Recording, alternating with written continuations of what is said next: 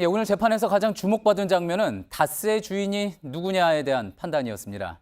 이 전 대통령이 주인이라는 게 넉넉히 인정된다고 했는데 그 넉넉함의 근거가 뭔지 취재 기자와 함께 좀 더 이야기 나눠보겠습니다. 자, 강보들 기자, 일단 다스가 이 전 대통령의 것이어야지 뭐 횡령이나 뇌물 등 주요 혐의에 대한 죄를 물을 수 있는 거 아니었습니까? 하지만 그동안 이 전 대통령은 이게 나의 것이 아니라 형님 것이다 이렇게 주장을 해왔던 거죠. 네, 이 전 대통령은 다스 실소유주 의혹에 대해서 나에게 물을 게 아니라라거나 30년간 다툼이 없던 형님 회사에 국가가 개입하는 게 온당하냐면서 자신과 무관한 회사라고 주장했습니다. 하지만 법원은 다스에 대해서 설립부터 경영, 승계 계획 마련까지 이 전 대통령이 주도한 이 전 대통령의 회사라고 판단했습니다. 예, 법원이 설립부터 경영, 승계 계획까지 이 전 대통령이 주도했다고 판단을 했다고 하면 설립 단계부터 한번 살펴볼까요?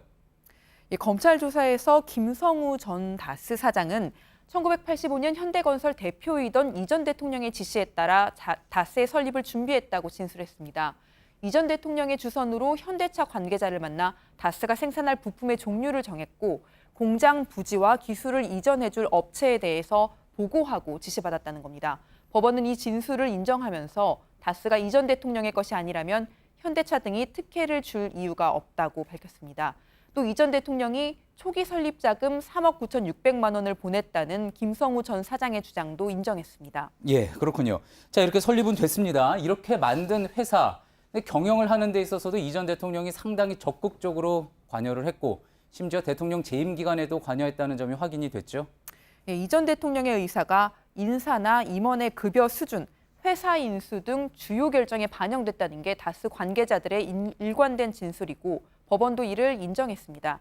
조카 동영 씨와 아들 시영 씨를 다스에 입사시키거나 대통령 선거 캠프에 관여한 측근 강경호 씨를 공동대표이사로 선임하는 건 대통령 당선 이후 내려진 결정입니다. 예, 비자금 조성한 문제도 중요했던 것 같습니다. 이 비자금을 만든 게 이 전 대통령의 지시로 이루어졌다는 점도 다스의 주인을 밝혀내는 근거로 됐던 거죠.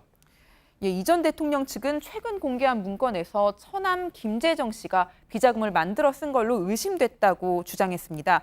거듭된 사업 실패에도 거금을 새로 투자하는 등 씀씀이가 컸다는 건데요. 하지만 법원은 경영에 참여하지 않은 김재정 씨가 이 전 대통령의 허가 없이 비자금을 조성했을 리 없다며 이런 주장을 받아들이지 않았습니다. 예. 또 자금 세탁에 동원된 다스 직원 다수가 이 전 대통령의 지시가 있었고 이 비자금이 선거 자금에 쓰였다고 진술했다면서 이 전 대통령의 책임을 분명히 했습니다. 예. 자, 그러면 이제 설립과 경영, 이제는 승계입니다. 다스 주식을 아들인 이시영 씨 명의로 넘기는 등 이 승계 계획을 세운 사실도 확인이 된 거죠.